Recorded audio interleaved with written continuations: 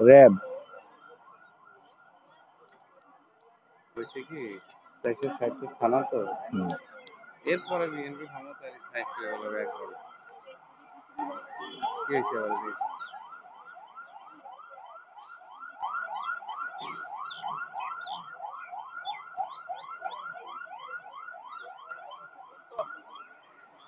গৃহযুদ্ধ কারে কয় জানেন? এটাই গৃহযুদ্ধ। দেখছেন ব্রড গ্রেজ ট্রেন চেঞ্জ করতে হবে আবার। এই রাস্তা কত বড় দেখছেন? ওই পারে যে আবার ট্রেন টাকা ছোট না, ঢাকা লাইনটা অত বড় না, ঢাকা লাইনটা ছোট।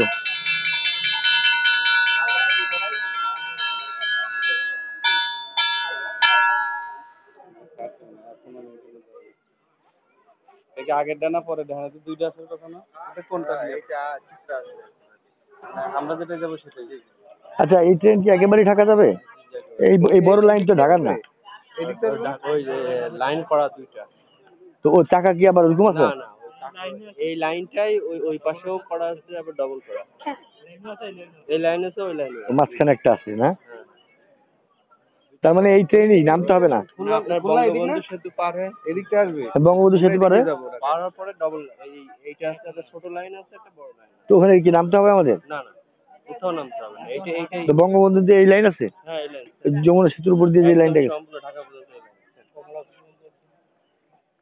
আমার তো মনে হয় না এত বড় চওড়া সাইডে চিকন রাস্তা। মনে হচ্ছে দুইটা মাঝখানে একটা আছে আর ওই পাশে একটা আছে। ওইটা তো ছোটটা। এই ট্রেন যেটা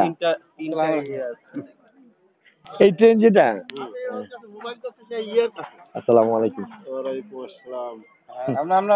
আমি ওরে নূর ভাইয়ের সাথে কথা বললাম, তা বললো যে উনি বোধহয় কোনো ব্যস্ত আছে।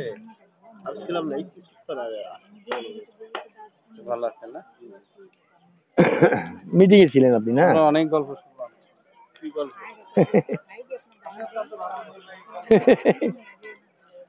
ভালো মনে ভালো থাকতে পারি সবাই যেই যার কাছে শুনি সে একই কথা বলে। আপনার যার কাছে গেছি একই কথা, আপনার কথা একই। কবে আসছিলেন আপনারা? হরতালের আগের দিন, অর্থাৎ হরতাল কয় তারিখে? 25 তারিখে। 25 তারিখে আসছে আমরা বাইরে উঠে।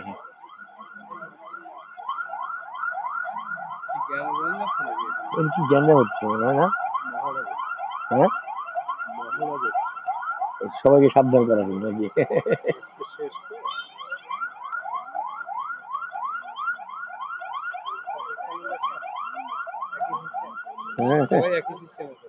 আসলে গৃহযুদ্ধ তো, এগুলো তো গৃহযুদ্ধ। গৃহযুদ্ধ বলতে কি ঘরের মা বোনের সাথে লাগা নাকি? এই যে আমার সাথে আপনার সাথে মারামারি, এই যে ভাই ভাই মারামারি, হ্যাঁ এটাই হলো গৃহযুদ্ধ। হ্যাঁ হ্যাঁ এই তো গৃহযুদ্ধ।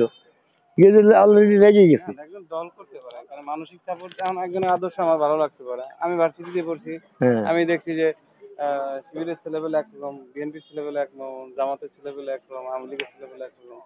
আমার কারোটা ভালোই লাগতে পারে, তারা তাদের লাভের জন্য করতে পারে, কিন্তু আমি তো নিজে ব্যক্তিগতভাবে দেখছি তারা এই ভালো খারাপ। আপনাদের গাড়িটা আগে লেট আছে। ওটার মধ্যে তো লেখা আছে যে সিটটা কোথায়। হ্যাঁ গাড়ির ভিতরে আছে বগিটা ঘর, তার ভিতরে আপনার কত 11 আর 12 দেখবেন হয়তো আপনার সিটে একদম বসে আছে, বলেন ভাই আমার চুয়াড়াতেই সুগার, তাই না? সামনে একটু ধৈর্য ধরবেন, না ফাঁকা খালি বসে পড়বেন।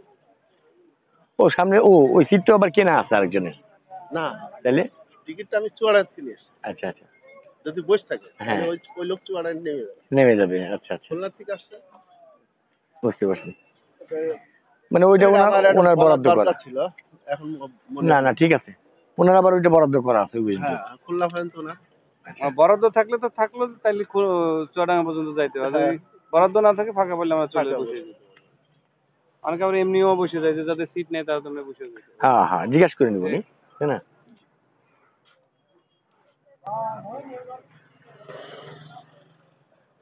চলে আসবে এখনই মনে হয় না? 10 মিনিট এখন আল্লাহ না করুক রাস্তাঘাটে যদি দিচ্ছে তো, ওই ঘন্টা দিচ্ছে, তার মানে আসবে। ওই যোগাযোগ হয়েছে না? আচ্ছা, এই যোগাযোগটা আগে কেমন করতো? এখন না মোবাইল আছে। আগে ওই যে তার ছিল হ্যাঁ, সাইডে, কথা হইতো টেলিফোন ছিল আগের যুগে। টরে টক্কা টরে টক্কা টরে টক্কা তারপরে আবার সেই কলের কলের, হ্যাঁ। ক্রিং ক্রিং করে বাজতো। ওটা তো পরে আসছে না লোকটা, তাই না? আর এখন ডিজিটাল আসছে, তারপরেও ডিজিটাল ওরা এসে ধরে না অনেক সময়। আবার ওই মাঝখানে কেবল চুরি করে নিয়ে গিয়েছে, বুঝছেন?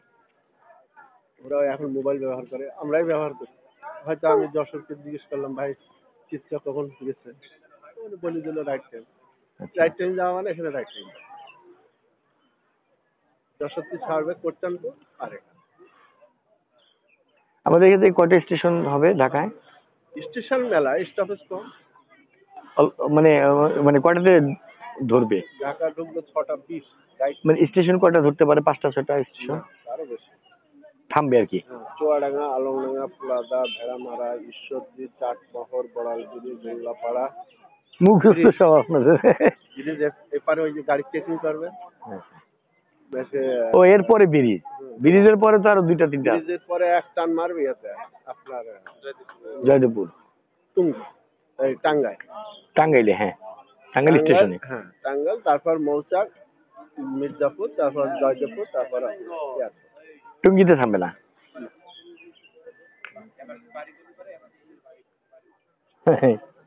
মানে প্রায় 12-13টার মতন সর্ব। যাইতে থাকুক, কিছু কিছু ক্ষেত্রে রাজনৈতিক কারণে দাঁড় করায়।